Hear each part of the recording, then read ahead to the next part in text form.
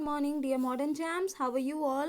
I hope you all are fine and enjoying your studies at homes. Students, take out your science books and open your chapter 12, Friction as a Force. In this chapter, we have to read about friction, use of friction and harmful effects of friction. हमें इतना इस chapter में पढ़ना है. So let us begin the chapter.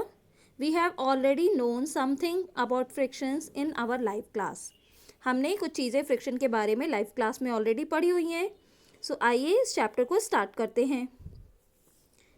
Friction is the force between two surface that are sliding and trying to slide across each other. In other words, friction is the force between two objects and a surface which always slows down a moving object and stops it completely.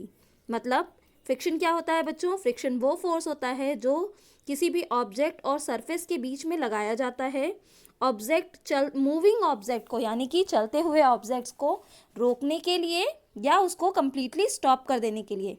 जैसे कि आप एक ball को ground पे throw करेंगे. आप यहाँ figure में देख सकते हैं कि बॉल को ग्राउंड पे थ्रो किया गया है, फेंका गया है, और वो does it stops and slow down.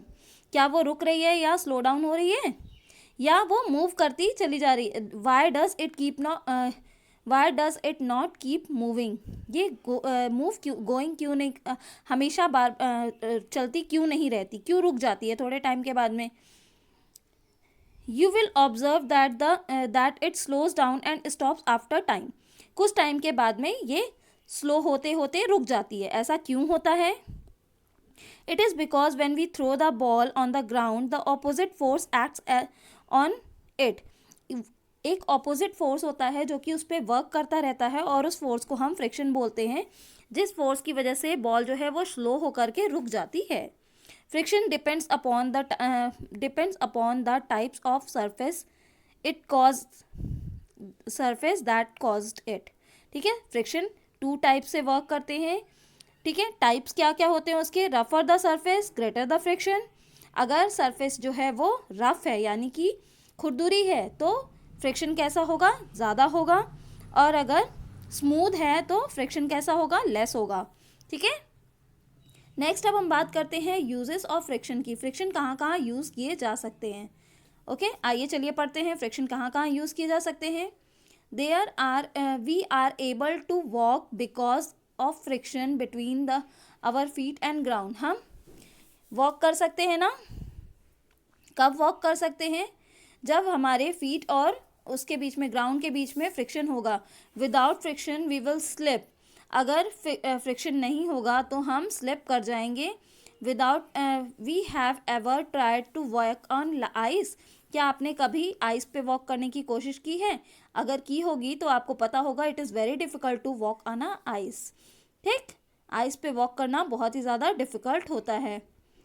We can ski on snow because there is very little friction. हम स्मूथ में जो आइस में जो भी हम आइस ड्राइव करते हैं या स्किटिंग करते हैं, वो कैसी होती है? वो फ्रिक्शंस की वजह से ही होती है, क्योंकि वहाँ पे थोड़ा फ्रिक्शन होता है, इसीलिए हम वहाँ पे आसानी से स्लिप कर सकते हैं.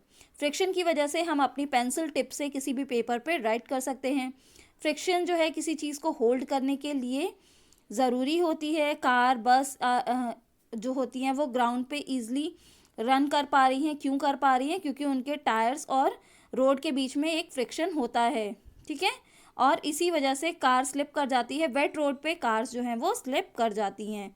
ओके, सो आपको समझ में आया कि फ्रिक्शंस का यूज़ कहाँ कहाँ होता है. Frictions are used for our walking. Frictions less friction होने की वजह से हम स्किटिंग कर पाते हैं. फ्रिक्शन का ही यूज़ करके हम पेंसिल से पेपर पे राइट कर सकते हैं. फ्रिक्शन हमें थिंग्स को होल्ड करने के लिए हेल्प करती हैं, और फ्रिक्शंस की वजह से ही कार, बस जो है वो मूव कर सकती है. ठीक है. नेक्स्ट अब हम बात करते हैं यहाँ के ट्रू फॉल्स की. हमने इसको ऑलरेडी आपको करने के लिए दिया हुआ था. जिसने नहीं किया हो वो फिल करेंगे. Friction is the force between the object and the surface which always slows down the moving object and stops it completely. Yes, this is true. Smoother the surface greater the friction, no this is false because रफर the surface greater the friction. ठीक है, next है आपका friction helps to hold the thing, this is true. Friction is enable us to walk, this is false. ठीक है, वो able कराती है हमें वॉक करने के लिए। नेक्स्ट, अब आज के वर्क में देखिए बच्चों, हमने तो वो वर्क कल ही फिल कर लिया था। आज का वर्क है आपका कि आपको ये कीवर्ड्स अपनी कॉपी में राइट डाउन करने हैं। ठीक है, ये कीवर्ड्स आप अपनी कॉपी में चैप्टर नंबर एंड नेम लिखने के बाद में इसको राइट करेंगे। सो आज के लिए वीडियो में इतना ही। Thank you, have a nice day.